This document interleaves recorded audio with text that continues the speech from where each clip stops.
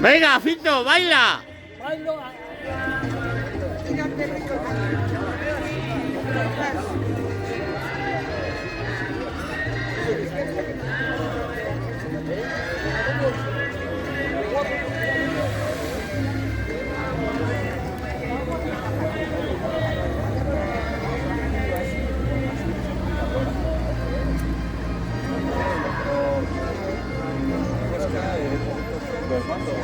Elkarretaratzeak egin diren arren datorren irailean Euskal Herriko Pentsionista Mugimenduak mobilizazioei egingo dio berriro.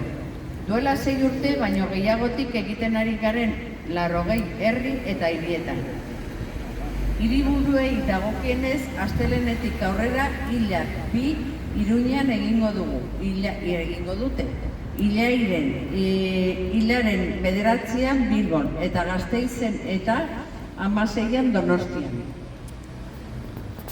Aunque en algunos pueblos se han realizado concentraciones este verano, es este mes de septiembre cuando reiniciamos las movilizaciones en los 80 pueblos y ciudades donde venimos haciéndolo desde hace más de 6 años.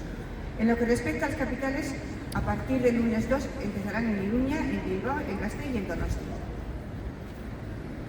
Pentsiodunen igaro ala. Etxeneko pentsioak gero eta urriagoak dira.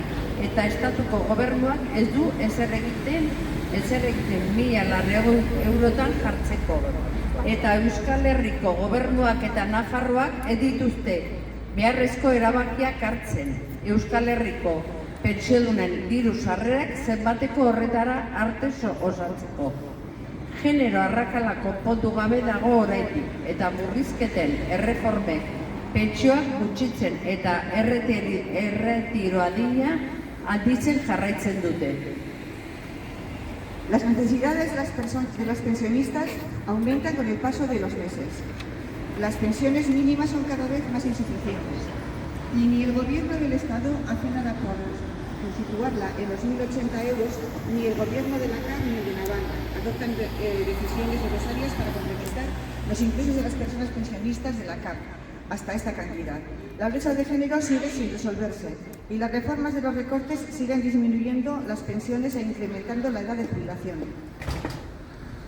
Laster estatuko aurrekontuak negoziatuko dira eta ezinbestekoa da pentsioen erosteko ahalmena berreskuratzea eta gutxieneko pentsioa handitzea.